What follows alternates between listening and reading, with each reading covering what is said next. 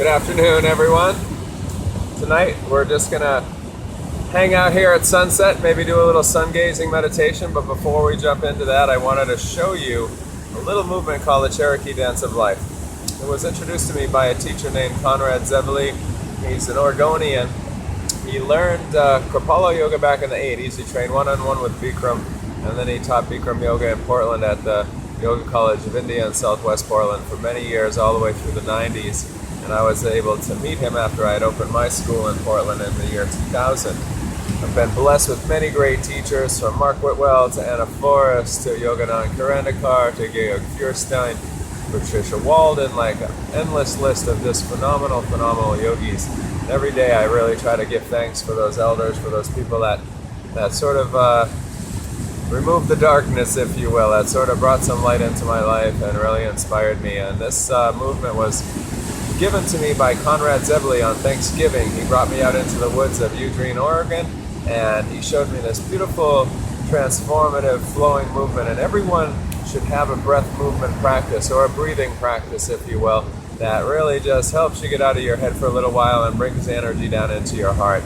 If you can move and breathe at the same time, which is really a phenomenal thing, where the breath initiates the movement, then your movements will be strewn together by the breath, and you'll be led by that graceful, beautiful breath, and the movement will become seamless and flowing.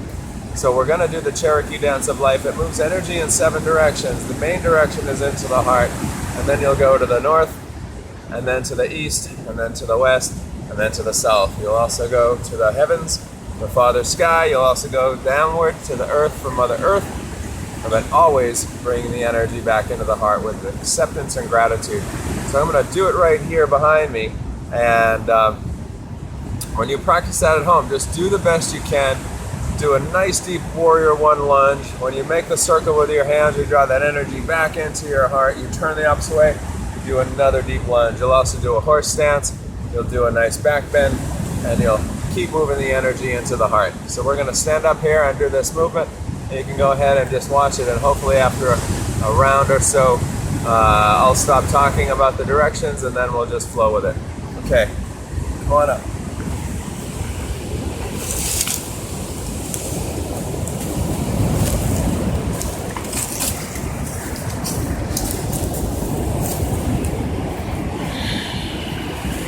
So we're going to start off facing the west.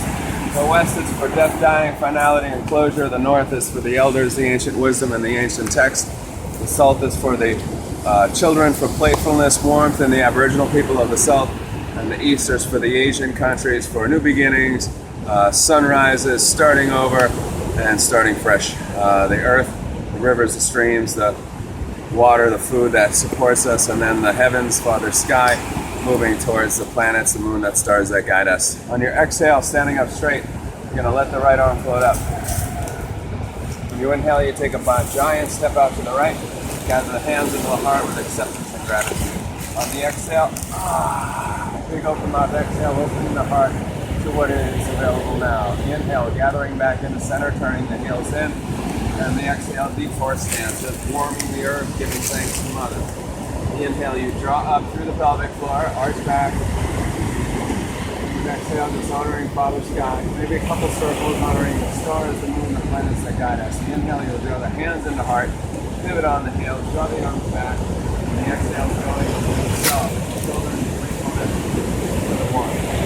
The inhale, you'll gather back into the center, pivot on your heels, facing off to the north, and then exhale, sending energy to the elders, the ancient text, the ancient wisdom, and the cold. The inhale, make the shape of a heart or a circle, step forward, and exhale, float the arms by your side. You let that right arm trail up, and then big inhale. Giant step to the right, hands come together at the heart with acceptance and gratitude. And exhale, just opening the heart, lifting the chest, being exposed to what is. Inhale, gathering into the center with acceptance and gratitude, turning the heels in, and then exhale, deep horse stance, just warming the earth and giving thanks to the Mother. The inhale gathers up through the center, lifts up the chest, arches back, and then exhale, just honoring Father Sky, the stars, the moon, the planets that guide us. Good, inhale back into center, pivot on the heels, draw the arms back, And exhale, sending energy to the west, to the death dying finality closure. The inhale, you gather back into center, pivot on the heels, draw the arms back, and exhale to the east, birth new beginnings, starting over the Asian countries. Inhale and step forward, feet together, exhale the arms down. The last 2 rounds I'll do in silence.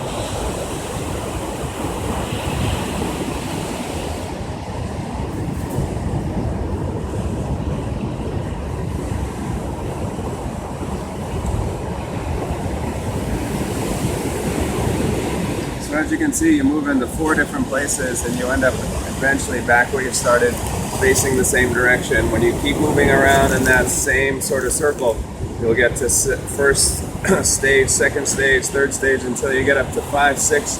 I say when you get up to 9 rounds, it really changes the consciousness, changes your awareness, and makes you feel more part of it all, more connected to the directions, more connected to your heart.